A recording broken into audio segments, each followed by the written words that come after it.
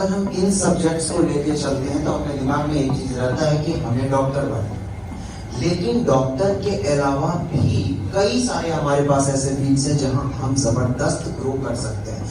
अब बात आती है, जब इतने सारे फील्ड्स हैं तो हमें नीट के लिए कोचिंग क्यों करना है? क्या रीजन है कि हम नीट के लिए पढ़ें? उन फिजिक्स, केमिस्ट्री और बायोलॉजी और मैथ्स का क्या इंपॉर्टेंस है? इस चीज को थोड़ा सा समझेंगे कि ये हमारे लिए कैसे है और कंपटीशन के लिए पढ़ना ही क्यों ज्यादा इंपॉर्टेंट है। क्यों हम डायरेक्ट ऐसे ही जैसे 10th तक किए थे वैसे 11th 12th कर लेंगे और चीजें खत्म हो जाएगी, आराम से कहीं ना कहीं कोई ना कोई कोर्स कर लेंगे और कोर्स के बाद सिंपल सा कोई जॉब मिल जाएगा। ये अप्रोच को हमें चेंज करना है, क्योंकि हम अभी जैसा कि कितनी सारी बात हुई कि एआई आ रहा है, यार सिर्फ सिंपल जॉब वर्क नहीं करेगा, हमें स्पेशलाइजेशन करनी पड़ेगी, हमें एक लॉन्ग अप्रोच लेके चलना पड़ेगा, अपने स्किल को बेटर करना पड़ेगा, एनालिटिक्स को बेटर करना पड़ेगा। तो इसके लिए हम समझेंगे यहाँ पे कि क्यों डेडिकेटेड 11th और 12th के लिए हमें पढ़ना चाहिए और ट्रेनिंग करनी चाहिए, ब्रेन को ट्रेन करना चाहिए। रीजन है कंफर्ट जोन से बाहर आना। हम जब तक 10th तक हैं, हमारे पास जितने भी बोर्ड्स एग्जाम्स होते हैं या कहीं पे भी होता है, तो आपका क्या रहता है कि हम एक कम पढ़ेंगे, थोड़े मार्क्स कम आएंगे, लेकिन हम पास तो हो जाएंगे, इतना रहता है। और कॉलेज में फिर एडमिशन होगा, फिर कॉलेज में पढ़ेंगे, फिर पास हो जाएंगे, कोई कोर्स लिया फिर पास होते चले। हम कंफर्ट जोन से बाहर नहीं आए, और यकीन मानिए अगर आप कंफर्ट जोन से बाहर नहीं आ रहे हो तो हम ग्रो नहीं कर सकते, कभी नहीं ग्रो कर सकते हैं। और हमेशा कभी भी रिस्क टेकिंग पार्ट आएगा, हम वहां पे एक कदम पीछे हट जाएंगे। इस चीज को समझेंगे कि जब भी हम कंफर्ट जोन से बाहर आए, हम प्रिपरेशन कर रहे हैं, किसी कंपटीशन का प्रिपरेशन कर रहे हैं, अपने दिमाग में कई बातें चलने लगेगी। लोग हमसे पूछेंगे, हम उनको बताएंगे हम नीट के लिए प्रिपेयर कर रहे हैं, जेईई के लिए प्रिपेयर कर रहे हैं, उसी समय हर बार कुछ दिन क्या हो रहा है, कैसा रिजल्ट आ रहा है, तो अपने में भी सेल्फ डाउट आने लगता है। हम अगर उतने अच्छे परफॉर्म नहीं कर रहे हैं, हम क्या बोलें। उसके बाद हमें ऐसा भी लगने लगता है कि क्या हम बहुत अच्छा परफॉर्म कर रहे हैं, क्या हम बाकी को बीट कर पा रहे हैं। ये सब क्या है, सेल्फ डाउट आने लगता है कि क्या ये वर्क करेगा, हमने चुन तो लिया, हम क्या उससे आगे निकल पा रहे हैं। तो यहाँ पे ये कई सारे सेल्फ डाउट आते हैं। फिर कभी पर परफॉर्मेंस हमारा अप जाता है, कभी डाउन जाता है, और कभी कभी लगता है कि नहीं हो ही नहीं रहा, हम वर्क कर रहे हैं, नहीं उठ रहा है। उसके बाद हम क्या करते हैं, हम फिर भी लगे रहते, हम न्यू स्किल्स को अप्लाई करते हैं। और सेम चीज ये यहाँ पे नहीं, 11th 12th के लेवल पे नहीं, आप मेडिकल कॉलेजेस में जाते हो या इंजीनियरिंग कॉलेज में जाते हो, वहां पे भी आपको बुक में जो पढ़ा है उसको अप्लाई करना होगा। उसके बाद हम जब लर्निंग जोन में लर्न करके एक लेवल तक चले जाते हैं, तब जाकर के हमारा ग्रोथ एक्चुअल स्टार्ट होता है। सेम चीज ये एग्जांपल है वल्चर का, कि आप वल्चर के नेस्ट को कभी भी जो है ना सॉफ्ट घास के हे के वगैरह नहीं देखोगे, वो थॉर्न्स के रहते हैं। क्यों? वो खुद को तैयार कर रहे होते हैं कि अगर आंधी तूफान कुछ भी रहेगा वो उसमें उड़ सके, और they are excited for the challenges. ये चीज हमें समझना पड़ेगा कि चैलेंजेस हम लेंगे तभी हम आगे बढ़ पाएंगे। और रही बात आईक्यू की, आईक्यू के लिए हमारे पास 25 जीन्स है जो हमारे लिए, जो हम सोच रहे हैं अप्लाई करें उसके लिए रिस्पॉन्सिबल होता है। तो 25 जीन हमें मिले कहां से? हमारे पेरेंट्स से मिले, हम उसमें चेंज नहीं कर सकते। ज्यादातर आप देख रहे होंगे कि यहाँ पे आईक्यू का जो लेवल है 85 से लेकर के 115 तक का लेवल है। एक्सट्रीम हाई आईक्यू भी लेस है और एक्सट्रीम लो आईक्यू का भी पॉपुलेशन लेस है। इसका मतलब हम आईक्यू में चेंज नहीं करेंगे, और जो आईक्यू ज्यादातर लोगों में है वो ऑलमोस्ट गुड लेवल का ही रहेगा, एवरेज लेवल रहेगा। तो बाकी फिर कौन डिसाइड करता है कि हम कहां जा रहे हैं? हमारा हार्डवर्क, हमारा हार्डवर्क डिसाइड करता है। हम जब, और आईक्यू जो चेंज हो सकता है, जहां मल्टीपल जीन रिस्पॉन्सिबल होता है वहां इन्वायरमेंटल फैक्टर एक्ट करता है। हम किस तरह के इन्वायरमेंट है, कहां वर्क कर रहे हैं, तब जाकर के हमारा जो आईक्यू लेवल है हम सोचने लगते हैं, बेटर अप्लाई करते हैं उस चीज को। आप चेस खेलते हो, चेस में आपको बताया गया है कि ये घोड़ा ऐसे चलता है, ऊंट ऐसे चलता है, लेकिन जब तक आप चेस को खेलने लगोगे तो आप एप्लीकेशन और बेटर सीखने लगोगे। यही चीज आपको प्रिपरेशन के टाइम पे सीखने को समझने को मिलता है। आईक्यू को आप तुरंत आप नहीं बिल्ड कर सकते हो, आप तुरंत ग्रो नहीं कर सकते हो। उसके लिए आपको हर तरह के क्वेश्चंस, हर तरह के प्रैक्टिसेस को करना पड़ेगा और अलग अलग लेवल तक जाके करना पड़ेगा। उसके बाद पेशेंस रहना, स्ट्रेस को हैंडल करना। इतना स्ट्रेस रहता, हर वीक टेस्ट रहेगा, हर वीक जो रहेगा आपसे क्वेश्चंस पूछे जाएंगे, वाइवा होगा। इसके लिए आप क्या करते हो, हर रोज उसके लिए पढ़ रहे हो। मार्क्स कभी कम जा रहे हैं, कभी डाउन जा रहे हैं, कभी अच्छे भी आ गए, कभी एवरेज चल रहा है। आप पुश कर रहे हो नहीं पा रहा है, लेकिन फिर भी कर रहे हैं। क्या हो रहा है, स्ट्रेस आ रहा है, बट स्ट्रेस को मैनेज भी कर रहे हैं। आज आप देख रहे हो कई जगह सुसाइड कर लेते हैं, कंपनी में गए, इस तरह के स्ट्रेस को हैंडल नहीं कर पाए। आपने देखा होगा ये होता है। लेकिन इस चीज के लिए जब आपकी स्टार्टिंग से ट्रेनिंग हो रही है तो वहां आप स्ट्रेस को हैंडल कर पाते हो। पेशेंस है। तो अब सामने MS धोनी का पिक्चर लगा हुआ है। आप जानते हो इनको एज के अकॉर्डिंग देखा जाए, इनको बाद में सक्सेस मिला है, बट इनके जो कॉम्पिटिटर थे उनको पहले मिल गया। लेकिन कैप्टन बनने के लिए we call them captain, him captain cool. Why? क्योंकि कैसा भी कंडीशन हो वो मैनेज करेंगे। ही इज काम। क्यों? क्योंकि इन्हें स्ट्रगल किया, तुरंत सक्सेस नहीं मिली। रेलवे में काम किया, इधर उधर सब जगह वर्क किया, तब जाकर के इसे क्रिकेट में मिला। और क्रिकेट में इन्हें कैप्टन बनना था, पूरे टीम को मैनेज करना था, तब जाकर के ये क्यों कर पाए? क्योंकि उतने दिन इन्होंने खुद को पीसा है। इसलिए स्ट्रेस को और पेशेंस, ये दोनों चीज मैनेज होने लगता है। हम बात करेंगे डिसिप्लिन की। आप किसी को भी उठा के देख लो, अगर आपका शेड्यूल प्रॉपर है तो ही आप सक्सेसफुल हो सकते हो। क्योंकि आप शेड्यूल चेंज करोगे तो कभी भी वर्क नहीं करेगा। हर रोज शेड्यूल चेंज कर रहे हो, इट वोंट वर्क। आप आज पुशअप्स करो, मॉर्निंग के टाइम पे पुशअप्स 25 पुशअप्स कर, कल लगा 26 हो जाएगा, फिर 27 हो जाएगा। ऐसा होता है। लेकिन आज आपने वर्कआउट किया, कल आपने वर्कआउट ही नहीं किया, परसों आपने किया ही नहीं, फिर किसी दिन कर लिया, नहीं इंप्रूव होगा, बॉडी में चेंजेस नहीं आएंगे। इसलिए कंटिन्यूअस एक प्रॉपर शेड्यूल पे फॉलो करके, अगर मुझे 1 आवर फिजिक्स को देना है तो 1 आवर फिजिक्स को देंगे, 1 आवर बायोलॉजी को देना है तो 1 आवर बायोलॉजी को देंगे। उस बायोलॉजी में टाइम ओरिएंटेड प्रैक्टिस करेंगे, और जब टाइम ओरिएंटेड प्रैक्टिस होती है तब जाकर के आप एनालाइज करते हो तुम्हारी एक्यूरेसी लेवल क्या है, स्पीड लेवल क्या है। और ये चीज आप शेड्यूल बना करके और उस पर्टिकुलर शेड्यूल को फॉलो करके ही अटेन कर सकते हो। नाउ आप सिली मिस्टेक्स होते हैं एग्जाम में, आपने देखा होगा सिली मिस्टेक्स आपके सब्जेक्टिव में नहीं होते, ऑब्जेक्टिव में होते हैं। तो सिली मिस्टेक्स जब आप करते हो उससे आप सीखते हो और वो आपको अलर्ट करता है आपके लाइफ के भी इंपॉर्टेंट डिसीजंस लेने में। अगर आप अलर्ट नहीं हो, आप क्लास में जब बैठे रहोगे अचानक से हम लॉस्ट हो जाते हैं।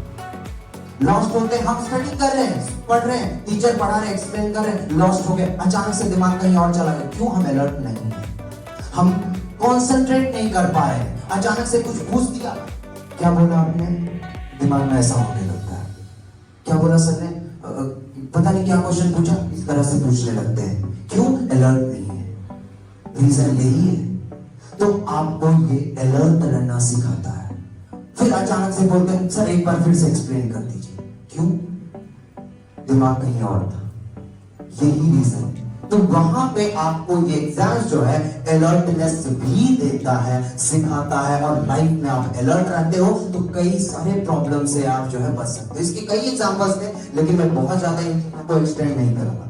अब बात आती है फोटोग्राफिक मेमोरी।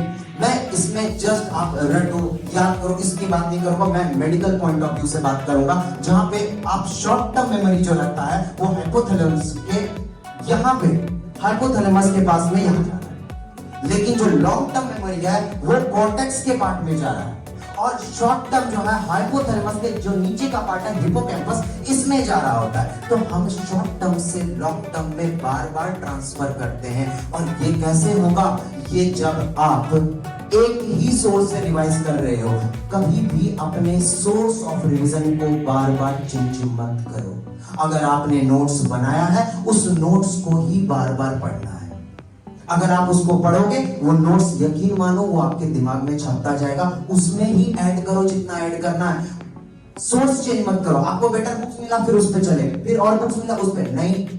एक नोट्स उसमें आप ऐड कर दो, एक बुक उसमें आप ऐड करो या सब्सट्रैक्ट करो, जो करना है, लेकिन बार बार सोर्स को आपको चेंज नहीं करना है। Next source of revision mostly hand written और एक, अब ऑलवेज ट्रांसलेट। जब आप स्टडी करते हो, आपका जो भी लोकल लैंग्वेज है, हिंदी हो, मराठी हो, इंग्लिश हो, जो भी लैंग्वेज है, नेटिव लैंग्वेज, उसमें खुद को एक्सप्लेन करो। वो जो दिमाग में बैठेगा, लंबा बैठेगा।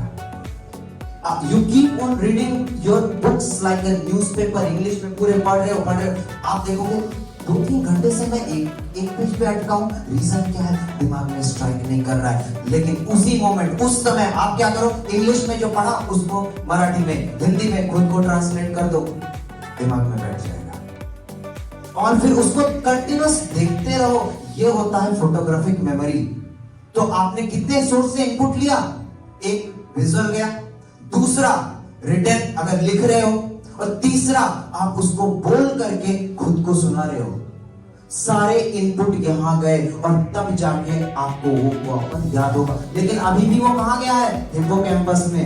यही चीज को बार बार करना पड़ेगा, तब जाके वो कहां जाएगा? कॉर्टेक्स में। और तब जाकर के आपका short term memory, long term memory बनेगा। ये तरीका होता है किसी भी चीज को फोटोग्राफिकली दिमाग में बिठाने का। अब वर्ड, फिजिक्स, मैथ्स सीधा है। फिजिक्स है, मैथ्स है, आप जो पढ़ रहे हो उसको अप्लाई कर रहे हो। एप्लीकेशन नहीं बेटा होगा, आप मेडिसिन में भी अच्छा नहीं कर पाओगे। ये तो मैं अभी अप्रोच की बात कर रहा हूं, बाद में मैं आपको बताऊंगा फिजिक्स का एग्जैक्ट रोल भी क्या है। आपका अप्रोच रहेगा, थिंकिंग पावर यहाँ पे फिजिक्स और मैथ्स आपका बेटर करेगा, क्योंकि आप बिना सोचे फिजिक्स सॉल्व नहीं कर सकते हो। रट के फिजिक्स होता नहीं है, रट के मैथ्स होता नहीं है, उसके लिए आपको अप्लाई करना पड़ेगा। तब जाके आप जब सर्जरी कर रहे हो तो उसमें आप अपने बुक में पढ़े हुए नॉलेज को, अपने मेडिसिन के बुक्स में पढ़े हुए नॉलेज को आप वहां अप्लाई कर सकते हो, और एग्जैक्ट वो कैसे वर्क करेगा वो वहां आपको दिखेगा। क्योंकि कई बार ऐसा होता है कि हमें पढ़ा है, लेकिन जब एप्लीकेशन की बात आती है दिमाग में स्ट्राइक नहीं करता है। क्यों? आदत नहीं है। ये कंपटीशन की तैयारी आपको ये आदत बनाने के लिए मजबूर करता है। और तब वो आप बेटर डॉक्टर क्यों कहते हैं कि एक गवर्नमेंट डॉक्टर जो है बेटर है? क्यों? ये सारे कंपटीशन को करके वो गया है, ये सारे ट्रेनिंग करके गया। हो सकता है कई लोगों के पास पैसे हैं, वो वर्थ है, ठीक है, अगर आपको वर्थ लग रहा है उसको लगा दो, लेकिन उस लेवल तक, उस लेवल का डॉक्टर बनाने के लिए उसको इस ट्रेनिंग से गुजरना पड़ेगा। तब जाकर के दिमाग ऐसा मैच्योर होगा और वो वर्क कर पाएगा, एल्स नहीं करेगा। तो ये सब चीज तो पॉइंट्स है। और रही बात फिजिक्स एक्चुअल में कहां कहां अप्लाई कर सकते हैं, रेडियो डायग्नोसिस बिना फिजिक्स के कैसे होगा? पूरा एक्सरेज, मैग्नेटिज्म सब यूज होता है। ऑप्टिक्स, रे ऑप्टिक्स का पूरा यूज।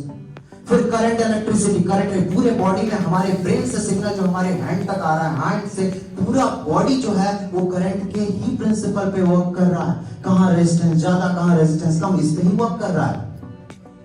उसके बाद हमारे जो डिवाइसेस रहते हैं मेजर करने के लिए, सेंसिटिव डिवाइसेस रहते हैं, क्या कहां पे बोन है, कहां पे बोन नहीं है, कहां पे मसल्स है, इन सब को मेजर करने के लिए भी हमारे पास जो इलेक्ट्रिकल डिवाइसेस रहते हैं उसी प्रिंसिपल पे बेस्ड है जो आपको करंट इलेक्ट्रिसिटी में पढ़ाया जाता है। और वो डॉक्टर को भी समझना पड़ता है, तभी वो अप्लाई करता है पेशेंट पे। कितना थ्रेशोल्ड का वोल्टेज आप अप्लाई करोगे पेशेंट झेल सकता है, उससे ज्यादा गया तो गया। तो ये सब चीज आप नहीं समझोगे तो कैसे होगा? हेमोडायनामिक्स, फ्लूइड मैकेनिक्स जो आप पढ़ते हो, उसी से ब्लड का जितना फ्लो रहता है, उस पे वॉल पे प्रेशर क्या पड़ेगा, आर्टरीज पे प्रेशर क्या पड़ेगा, ये सब हम इससे ही तो सीखते हैं। तो फिजिक्स इंपॉर्टेंट है। हमें लगता है फिजिक्स नहीं भी पढ़ेंगे क्या होगा, कहीं ना कहीं एडमिशन लेंगे, नहीं, आपका अप्रोच खराब होगा, आपका उस लेवल पे भी अंडरस्टैंडिंग नहीं आ पाएगा। इसीलिए दिस इज इंपॉर्टेंट। वैसे तो कई सारे फील्ड्स हैं इसके, MBBS, BDS, BMS, BHMS, UMS, कई सारे हैं। हम इन फील्ड पे अगर बात करने चाहें तो बहुत टाइम लग सकता है। तो अभी हम लोग इसको छोटे में ही जो है रैप अप करेंगे। इन पे जो है फिर से हम कंटिन्यू कर सकते हैं बाद में, लेकिन अभी जो है मैं आपको थोड़ा समझा दूं। एक MBBS, BDS, इन सब के बारे में तो आप जानते हो, लेकिन कुछ और फील्ड्स भी हैं, जैसे कि जो वेटनरी साइंस है। हमें लगता है क्या ही वेटनरी साइंस का अप्रोच है। वेटनरी साइंस में यू हैव अ जॉब। देखो आप एक जनरल डॉक्टर हो, आपके पास बहुत सारा नॉलेज होगा क्योंकि आप सारे मेडिसिन के फील्ड हैं, उनके कई सारे ब्रांचेस, उस पे हम लोग पूरा एक सेमिनार रख सकते हैं। लेकिन मुझे थोड़ा बाकी पार्ट को भी कवर करना है। आप देखो वेटनरी साइंस, यहाँ पे आप देखोगे कि वो जॉब तो अपॉर्चुनिटी बहुत सारा है। क्यों? फार्म्स बहुत ज्यादा है। फार्म्स क्यों ज्यादा है? क्योंकि इतने पॉपुलेशन को मिल्क देना, इतने पॉपुलेशन को एग है, इतने पॉपुलेशन मीट इंडस्ट्री है, तो इन सबको सर्व करना है तो फार्म्स रखना पड़ेगा। फार्म्स रखना पड़ेगा तो उनको क्योर कौन कर रहा है? Veterinary doctor. लेकिन मैं इसके साथ सिर्फ जॉब से हटके भी यहाँ पे आप अगर दूसरे के एनिमल्स को ठीक कर सकते हो, अपने एनिमल का तो ध्यान रख ही सकते हो। एक छोटा सा एरिया लेकर के आप अपने आप ही छोटा सा फार्म स्टार्ट कर सकते हो। और अगर आप डॉक्टर हो, वेटनरी डॉक्टर हो, आपसे ज्यादा क्या उस फार्म का कोई ध्यान रख सकता है? अपने पेट्स का उस आपसे ज्यादा कोई ध्यान रख सकता है? नहीं रख सकता है। तो अब आपका यहाँ पे इनकम किस पे है? पेट्स पे। अगर आपने पेट्स को बचा लिया, आपने पेट्स को डिजीज नहीं होने दिया, क्या यील्ड बढ़ेगा? क्या अरे यील्ड बढ़ेगा? बिल्कुल बढ़ेगा। और यील्ड बढ़ रहा है यानी कि आपकी अर्निंग बढ़ रही है। तो यहाँ पे जॉब तो है ही, बिजनेस अपॉर्चुनिटी। हमेशा हमें सोचना है कि सिर्फ जॉब पे टिक के हम वर्क नहीं कर सकते। We have to search for the business opportunity. यहाँ पे एग्रीकल्चर एक बहुत बड़ा बिजनेस अपॉर्चुनिटी। जॉब सब जगह है, पर बिजनेस अपॉर्चुनिटी ढूंढना है, एंटरप्रेन्योरशिप ढूंढना है।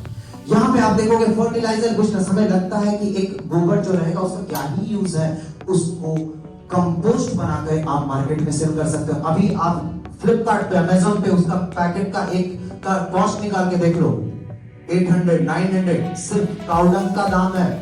कंपोस्ट के फॉर्म में वो आ गया।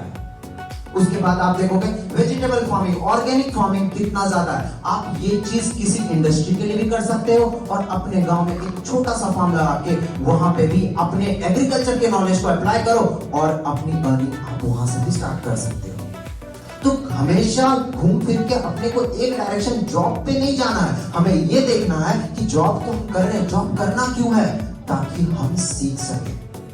आप अपने इंडस्ट्री में, अपनी कंपनी में गलती अफोर्ड नहीं कर सकते हो जो जॉब में आप कर लेते हो। तो जॉब में जब हम करते हैं, उसमें जॉब क्यों किया? ताकि हमें एक सर्कल मिला, हमें कॉन्टैक्ट मिला, हमारे पास एक टीम मिली। उस टीम को यूज करो और अपने इंडस्ट्री को ग्रो करो और तुम खुद फिर जॉब प्रोड्यूस कर सकते हो। ऑर्गेनिक फार्मिंग, वो भी इंटीग्रेटेड। यहाँ पे एक का वेस्ट दूसरे के लिए रॉ मटेरियल का वर्क कर रहा है। हम बात करेंगे जैसे कि प्रोफेशनल कंपोस्टिंग। यहाँ पे क्या हो गया, जो कैटल्स हैं उसके वेस्ट जो हो गए वो कंपोस्ट का काम कर रहे हैं। उससे निकलने वाले बायोगैसेस जो है इंडस्ट्री चला रहे हैं और उससे निकलने वाले जो कंपोस्ट है वो फिर एग्रीकल्चर में वर्क कर रहे हैं। और एग्रीकल्चर में जो प्रोड्यूस हो रहा है, तो एक तो आप मार्केटिंग कर रहे हो उसकी, उसको सेल आउट कर रहे हैं, और जो वेस्ट था एग्रीकल्चर का इनका फूड बन रहा है। This is known as integrated organic farming. इसके लिए बहुत ज्यादा इन्वेस्टमेंट नहीं चाहिए, इसके लिए बहुत ज्यादा वो इन्वेस्टमेंट नहीं चाहिए। आप नॉर्मल जॉब करके जितना अर्निंग कर सकते हो उसको छोटे से पार्ट में इन्वेस्ट करो एंड यू कैन अर्न। और ये सस्टेनेबल डेवलपमेंट, सस्टेनेबल बिजनेस है जहां पे आपका जो बाहर से इनपुट लग रहा है वो लेस हो जाएगा और आप इसमें भी ग्रो कर सकते हो। रही बात माइक्रोबायोलॉजी की, बहुत बड़ा फील्ड है, बहुत बड़ा फील्ड। अगर इस पे भी कहा है पूरा लेक्चर जा सकता है, क्या है, कैसे वर्क करेगा।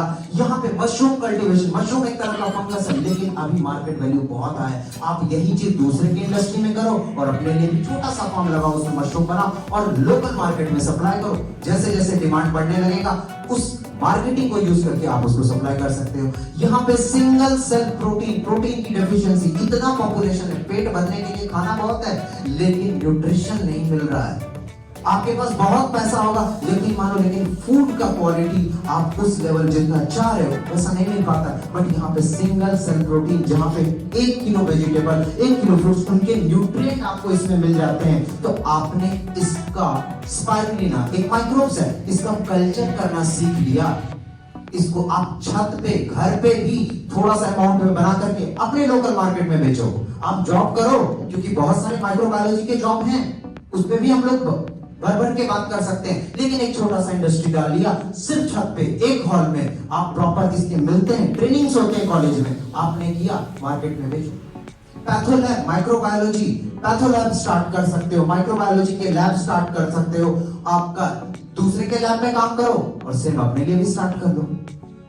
यहाँ पे वाइन प्रोडक्शन, माइक्रोबायोलॉजी का बहुत बड़ा इसमें रोल रहता है, इसमें ही चल रहा होता है, बहुत बड़ा मार्केट भी है। उसके बाद चीज प्रोडक्शन, आप देख लो इटालियन किस तरीके से चीजों को कैप्चर कर रहा है इटालियन फूड, तो यहाँ चीज production, fermented drink, pickles, probiotic. Fermented क्यों? क्योंकि कई सारे जो इंडस्ट्रीज, फ्रूट्स, वेजिटेबल्स जो बाहर हैं वो यहाँ पे कैसे आएंगे? जुकीनी, बर्गर्स में कई सारे वगैरह, कई सारे वेजिटेबल्स वगैरह, वो सब कैसे आएंगे? ऑब्वियसली फर्मेंटेड रहेंगे, वरना आप उसको उतने टाइम तक बचा नहीं सकते हो। तो ये सब आपको कौन बताता है? माइक्रोबायोलॉजी।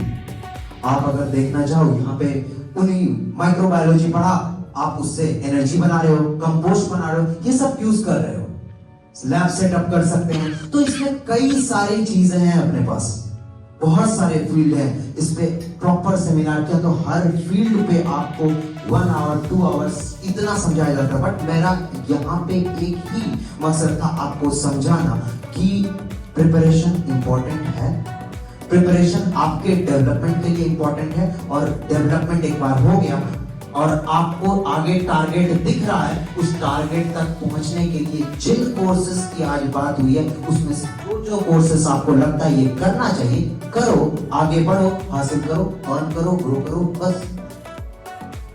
तो यहाँ पे इस चीज को मैं यहाँ पे एंड करता हूँ and thank you so much.